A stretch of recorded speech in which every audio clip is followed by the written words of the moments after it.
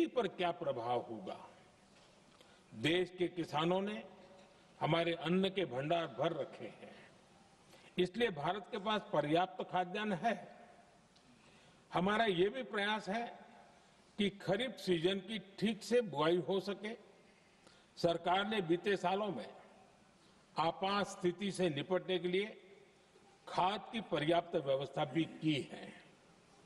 अतीत में भी हमारी सरकार ने दुनिया के संकटों का बोझ किसानों पर नहीं पड़ने दिया था। कोरोना और उस समय के युद्धों के दौरान उस समय भी ग्लोबल सप्लाई चेन में डिस्ट्रप्शन आ गई थी। दुनिया के बाजार में यूरिया की एक बोरी 3,000 रुपये तक पहुंच गई, लेकिन भारत के किसानों को वही बोरी 300 रुपये से भी कम कीमत में उपलब्ध कराई गई। अध्यक्ष जी, देश के किसानों को इस प्रकार के संकटों से बचाने के लिए भी बीते वर्षों में अनेक कदम उठाए गए हैं। पिछले एक दशक में देश में 6 यूरिया प्लांट शुरू किए गए हैं। इससे सालाना 76 लाख मैट्रिक टन से अधिक की यूरिया प्रोडक्शन कैपेसिटी जुड़ी है। इस दौरान डीएपी और एनपीकेएस जैसी खाद का घरेलू उत्पादन भी करीब 50 लाख मैट्रिक टन बढ़ाया गया है। इतना ही नहीं, तेल और गैस की तरह खाद के आयात को भी डाइवर्सिफाई किया गया है। ऐसे ही डीएपी और एनपीके के आयात के लिए भी हमने अपने विकल्पों को विस्तार किया है। अध्यक्ष जी, सरकार ने देश के किसानों को made in India nano urea का विकल्प भी दिया है। सरकार किसानों को प्राकृतिक खेती के लिए भी प्रोत्साहित कर रही है। पीएम कुसुम योजना के तहत किसानों को 22 लाख से ज्यादा सोलर पंप दिए गए हैं। इससे भी डीजल पर उनकी निर्भरता कम हुई है। मैं सदन के माध्यम से देश के किसानों को विश्वास दिलाता हूं कि सरकार किसानों की हर संभव मदद करती रहेगी।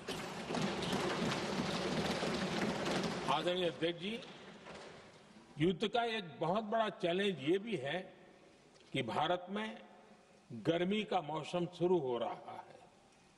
आने वाले समय में बढ़ती गर्मी के साथ बिजली की डिमांड बढ़ती जाएगी।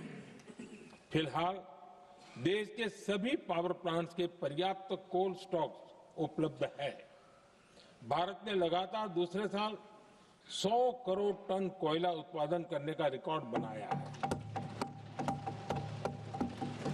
पावर जनरेशन से लेकर पावर सप्लाई तक के हमारे सभी सिस्टम की निरंतर मॉनिटरिंग भी की जा रही है और सरकार की तैयारियां उसको रिन्यूएबल एनर्जी से भी मदद मिली है। बीते दशक में रिन्यूएबल एनर्जी की तरफ देश ने बड़े कदम उठाए हैं। आज हमारी total install power generation capacity का आधा हिस्सा रिन्यूएबल सोर्स से आता है। हमारी कुल रिन्यूएबल क्षमता आज 250 गीगावाट के ऐतिहासिक आंकड़े को पार कर गई।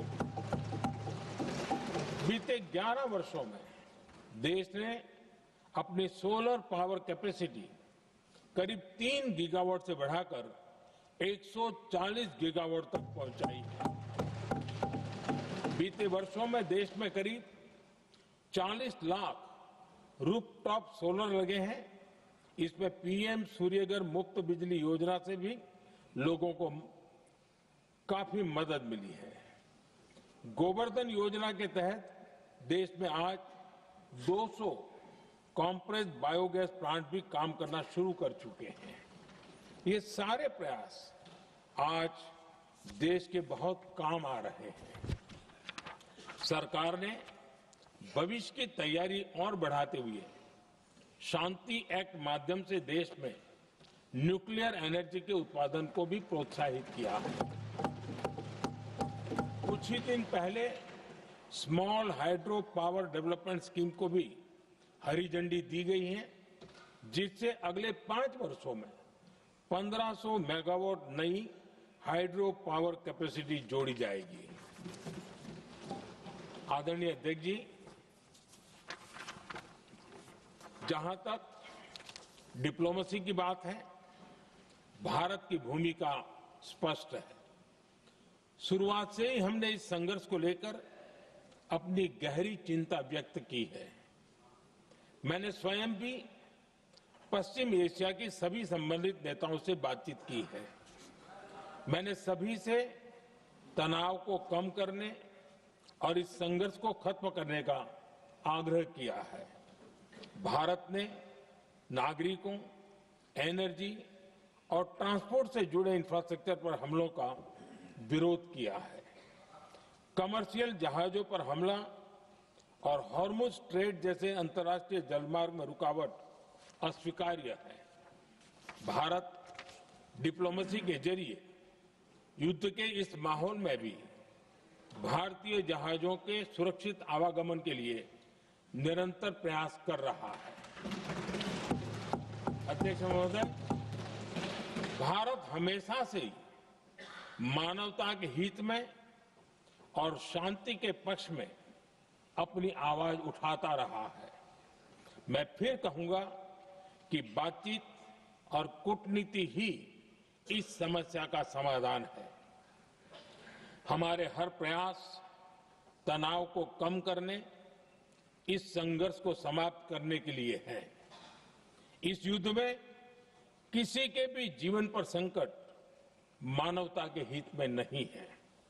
इसलिए भारत का प्रयास सभी पक्षों को जल्द से जल्द शांतिपूर्ण समाधान के लिए प्रोत्साहित करने का है।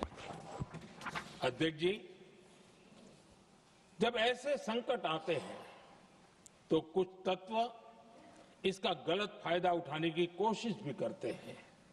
इसलिए कानून व्यवस्था सुनिश्चित करने वाली सभी एजेंसियों को अलर्ट पर रखा गया है।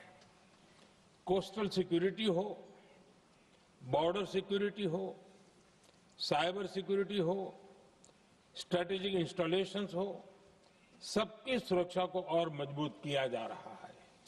अध्यक्ष जी, इस युद्ध के कारण दुनिया में जो कठिन हालात बने हैं, उनका प्रभाव लंबे समय तक बने रहने की आशंका है।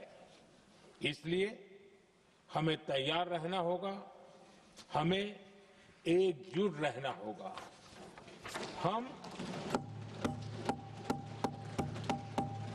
हम कोरोना के समय भी एकजुटता से ऐसी चुनौतियों का सामना कर चुके हैं। अब हमें फिर से उसी तरह तैयार रहने की आवश्यकता है। धीरज के साथ, संयम के साथ, शांत